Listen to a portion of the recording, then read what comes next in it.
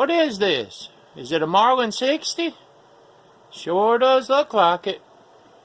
It's got the mag tube on it.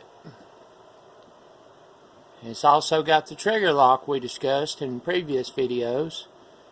But wait a minute. A Marlin 60, it don't do this. So what is this gun? This is a modified Marlin Model 60 modified to a Model 795. It has a scope, a True Glow dovetail to Picatinny rail. Just a little El Cheapo scope for my son because he can't see real well. I've got AR-15 modified rear pistol grip. I've got a Ford AR-15 grip. Both of these have storage in the bottoms of them. Have a bipod because my son's a left-hand shooter and I'm right-handed, so this assists him in learning how to properly aim and shoot, is this bipod, which is also, all this is detachable. None of this is permanent, except you'd have to have a screwdriver to take that off because that is one of the takedown screws. But you take and you turn this. These trigger locks, man, these save lives. Yeah, I know in an instance of danger they could get you killed, but they save lives. What else do we see there? We see a DIP Products trigger guard and trigger. And we also see a DIP Products charging handle. The only thing that I changed about this is I put this True Glow. It raises that scope up some. And it needs some kind of cheek guard. This thing has 150 rounds of CCI Stinger in this stock, along with a knife, matches, and anything you might need for survival, because even though it's a training rifle for my son, it's also my prepper gun.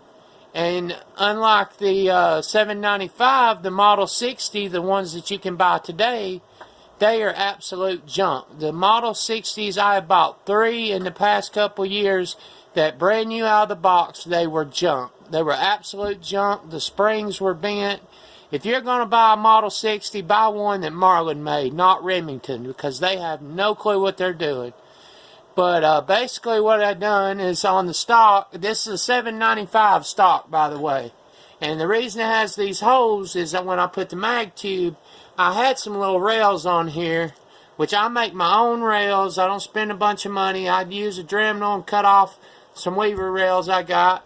Then I can bolt that up right there, and I can put a flashlight, a laser, whatever, but I got 2 holes on each side.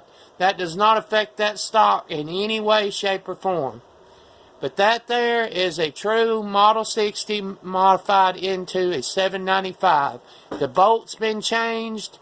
The guide rod and the recoil spring's been changed. The lower action's been changed. The trigger group, the stock.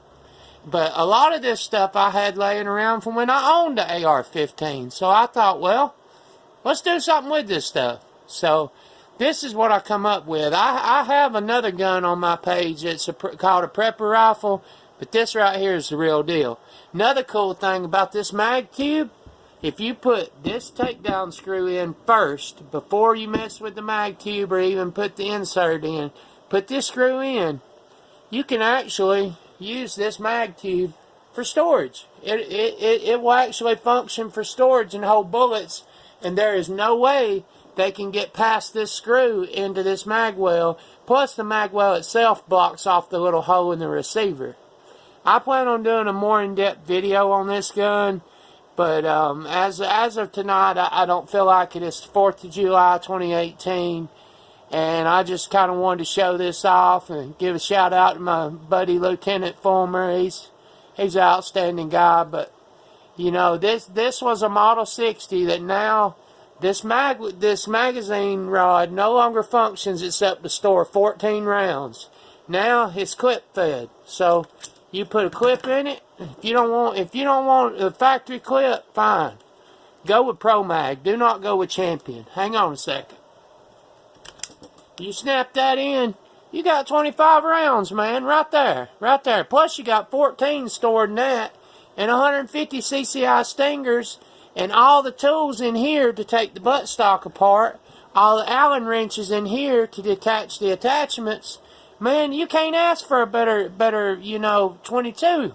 I know everybody's all Ruger 1022, Ruger 1022. Well, yeah, that's a good gun too. But, you know, I don't have that kind of money to dump into something. If I had to buy all this stuff that's on this gun, then I would have what a Ruger 1022 costs. But I had this stuff. So I just put it on this gun. This gun didn't even cost $200, and it was brand new.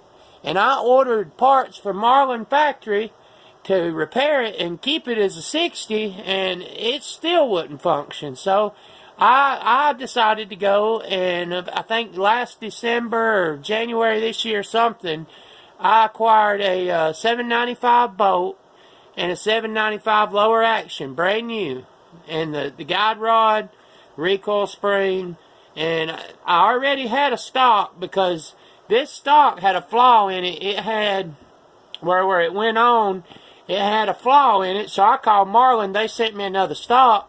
So I actually wound up with two 795 stocks. One that's never been drilled on, which is the gun I usually carry, and then this one that's been fully modified. And by the way, this bottom rail, this is a Weaver rail that fit some kind of shotgun, or it was something that went on a Rossi. All I simply done was drill 4 little holes, the same mountain holes that's in the rail, and used gun screws you can pick up at any hardware store with a little nut on the other side, a little bit of Loctite. Man, that's solid. You can shake that, you can pick it up by that. It ain't going nowhere.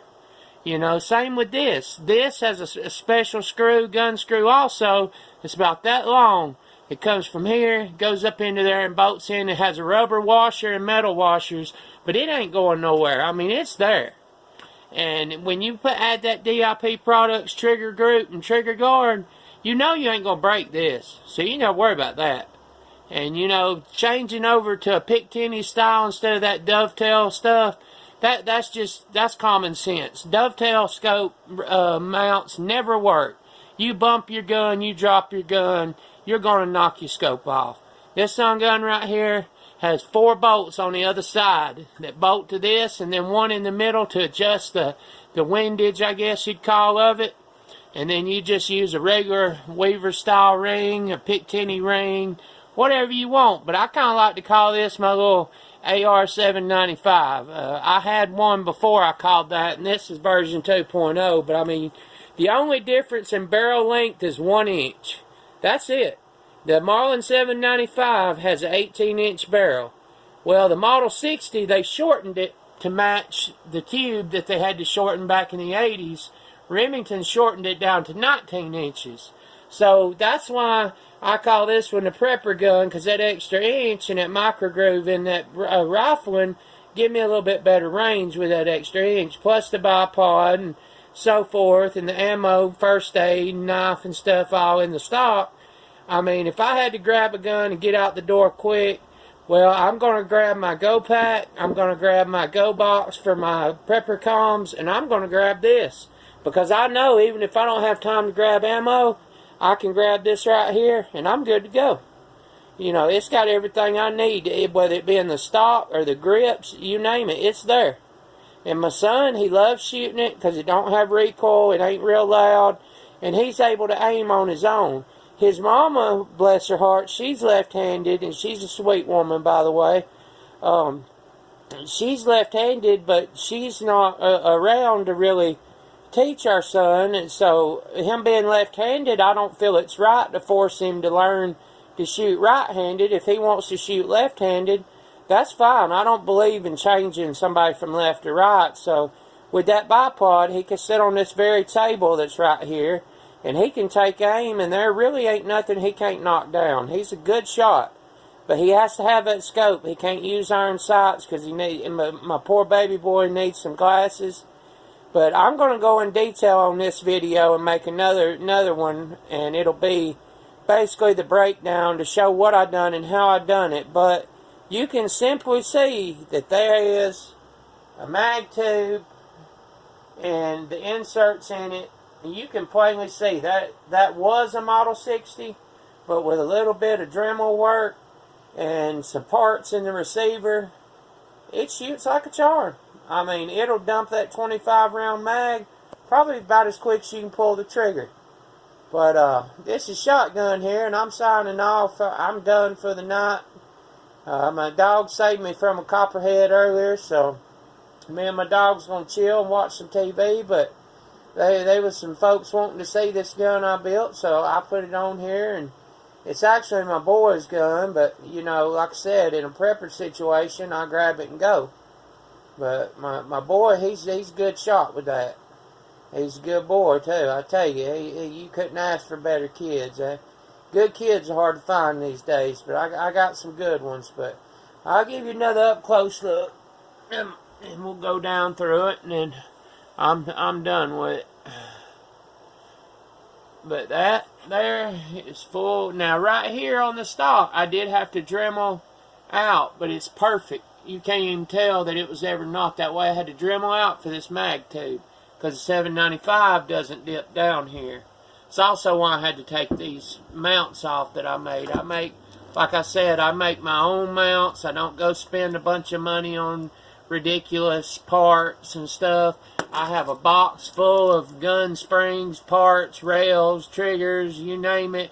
And Marlins are my main thing. Marlin 22s are my main thing I like to build. I've fully rebuilt them all the way from a bare receiver that I bought for like $10, and I put everything in it and sold it to a guy, and he loved it, he enjoyed it, and he's still shooting it to this day with no flaw.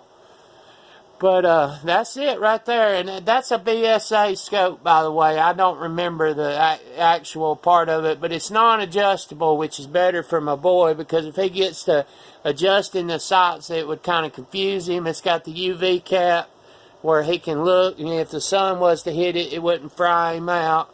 But this being his gun, it always has this. This is what saves a child's life. Be responsible. If you're going to own a gun, if you're going to carry a gun, don't just keep it out of kids' reach. If you're not going to be using it right then, put a gun lock on it. You know, save some kids' lives. Save some kids from taking a gun to school and hurting somebody innocent because their parents didn't either lock a gun in a safe, or they didn't teach them not to mess with it, and they didn't put a gun lock on it. There'd be a lot less guns in school if people would learn to lock stuff up. Okay, you keep you one out for emergencies, but the rest of them, you lock them up. I mean, you can even sell my gun rack. Their BB guns are gun locked.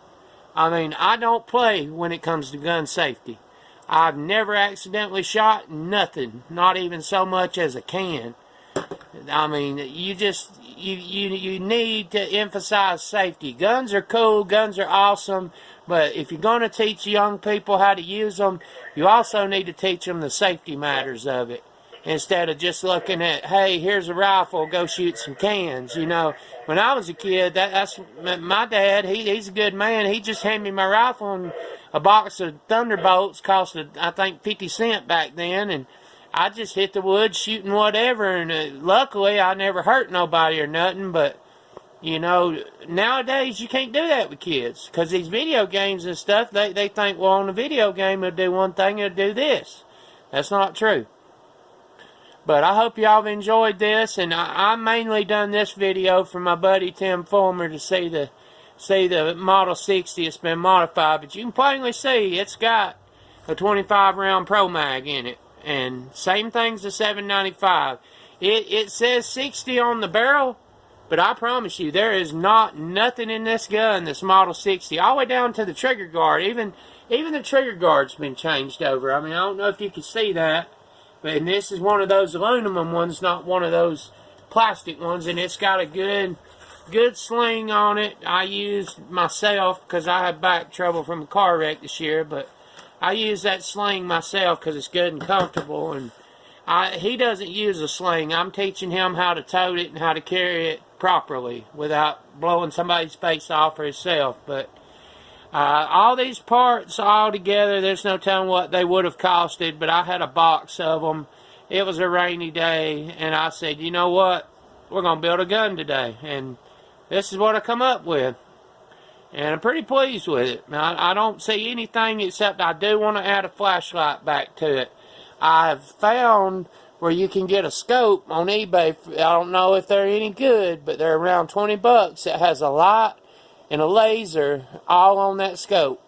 And I mean, if it'll zero in and it'll stay zeroed in, it'd be worth the $20. But just to spend $20 on something that's gonna wind up thrown in the parts box, it ain't worth it. But there it is, the Model 60 modified into a 795. I appreciate y'all viewing, and if you like, hit the like button and subscribe. And thank you, fellas. Shotgun out.